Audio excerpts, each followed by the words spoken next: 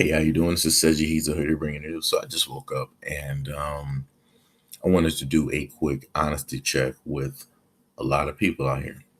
So me as a man, I can admit that through my life, I've made a lot of mistakes. And some of those mistakes were built out of way of fear in order to protect myself from other people. So at one point in time when I was younger, I was in a relationship with someone who ended up, having a kid, which, it didn't bother me at all because I felt that, no kid, you shouldn't, turn away a person due to the fact that they have a kid. That if you're going to be in a relationship with somebody, you're going to accept all of them. So, and, that's what I did. And I was with this person for quite some time. And then, later on, we ended up having some issues and we broke up, but it wasn't, any type of bad breakup or anything like that. It was a pretty, even breakup. We were, still there, and, I was still there for, who I consider to be my son, even though biologically he is not.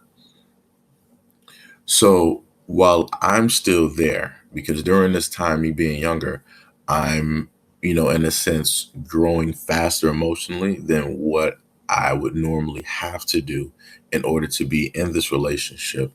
And I'm also giving this person, in a sense, every single step of my growth, the best version of myself every single time, even if, we're broken up. So while still what I feel is doing my job, um, as being some sort of a father, or at least a father figure or a role model, I had to deal with seeing this person in, another relationship. I had to deal with seeing this person, kissing on another guy, knowing that we just freshly broke up, right? So, you're there directly in my face, so showing emotions to another guy who wasn't there with you for the longest run. Then on top of that, um, it was also a younger guy too, which means immaturity. Because usually when it comes to, guys who are pretty sure about themselves, guys who have confidence and things like that, they're going to walk and they're going to act a certain type of way. But due to his insecurities and due to the fact that she was drawn into this individual, that enabled him to carry on with what it is that he felt that he needed to show in front of me. But yet again, this also comes down to people who don't know their own squares.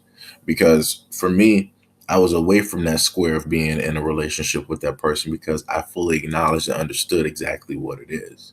That now we're not in a relationship, but we're still in a sense, like a amicable friendship, um, so that we can both deal with raising the little one. So I had to go through those things specifically with that person. Note, and I'm saying specifically because I'm not labeling all Black women. I'm trying to show people example. So due to the fact that I gave that person the best of me, and I was growing, and I had to mature at a faster rate than a lot of my other friends, I became heartbroken. I became hurt, probably more than likely, jaded in some type of way. And then within all of that I really didn't deal with, it grew into some type of fear. And when you have a fear is a lack of understanding something. Because once you understand it, like people who fear bugs, once you actually understand bugs, you start to see that they're not the things that they tell you that they are in movies. Oh, you see a spider is going to automatically attack you. It's going to be like arachnophobia. Once you see spiders in their natural habitats acting how they naturally act, you know that there's nothing to be afraid of. That it was just something that you created because of a lack of understanding.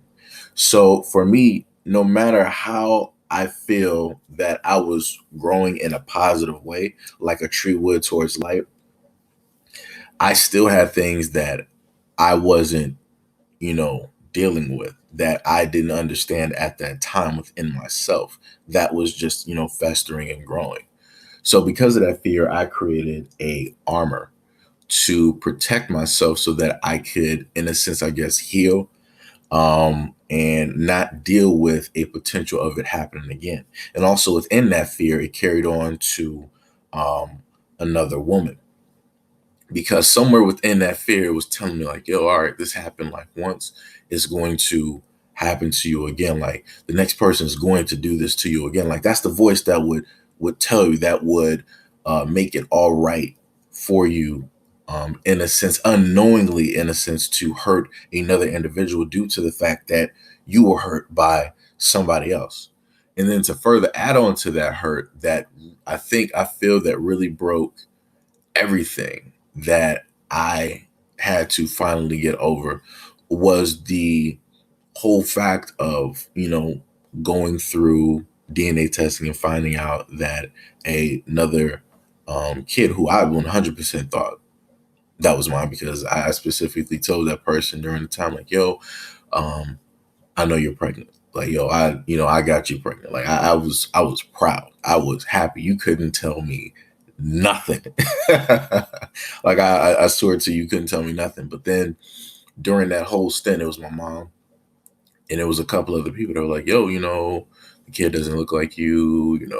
We understand that babies do, transform, and they favor, other people in the family, but nothing on this kid looks like you. And I'm like, no, no, the baby is transforming. Like for me, this is like my first go around, going through this.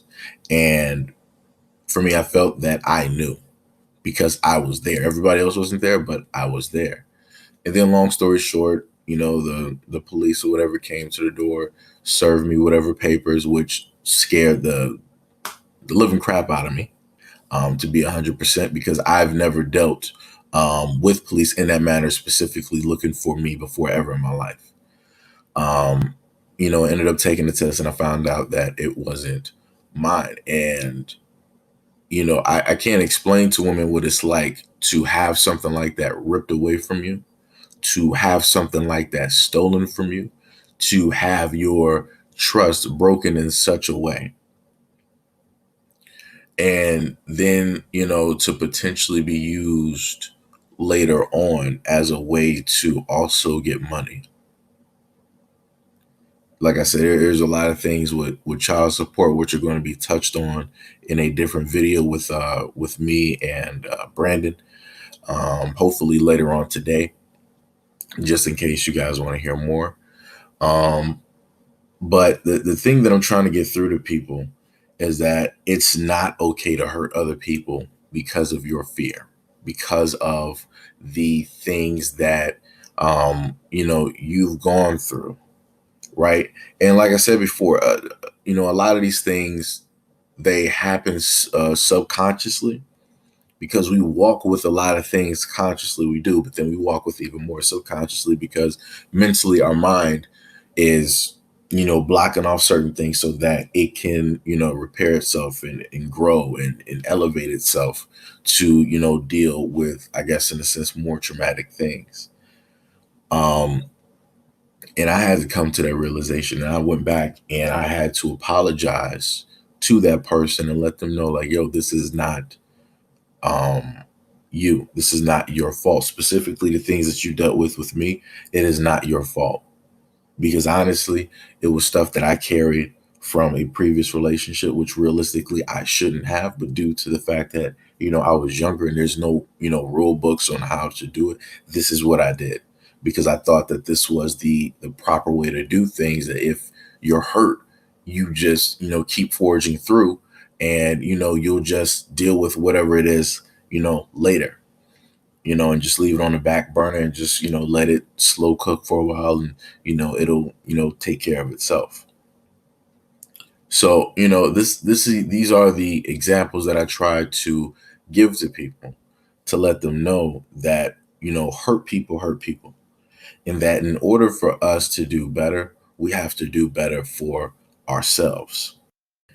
And as stated, a lot of us need to work on the whole aspect of self-reflection, slash acknowledgement. And we, you know, need to stop generalizing when it comes to us, when it comes to Black people. We need to stop generalizing our experiences and putting a blanket on the whole Black community. If it's like, if it's women dealing with a certain type of men that they go out there and seek and select, don't blanket every other guy that you're not seeking attention from or after as those same guys that you've gone after. List those specific guys, just like I listed this specific person in this video. I didn't blanket Black women as a whole, like, oh yeah, this is, something that Black women do all the time, this, that. No, this was the incident that I had with this specific person. This does not cover, this does not belong to, and this doesn't have any other holding to any other Black women out here, because I don't know any other Black woman out here, nor have I dated them or had any life experiences with them. So, I'm just hoping that people can, take the message for exactly what it is, and, very possibly take something, from it and carry it with them through their everyday, day-to-day life. And, hopefully from that, they'll find a sense of understanding in themselves, and, evolve from it. So let me know what you guys think about this video in the comment section below. Technically, I have like two different versions sort of the video. So you have the audio version, and then you'll have the version where it just, it shows me talking directly to you guys on either one of the channels. So let me know what you guys think. And as always, peace, love, and stay tuned for the next video.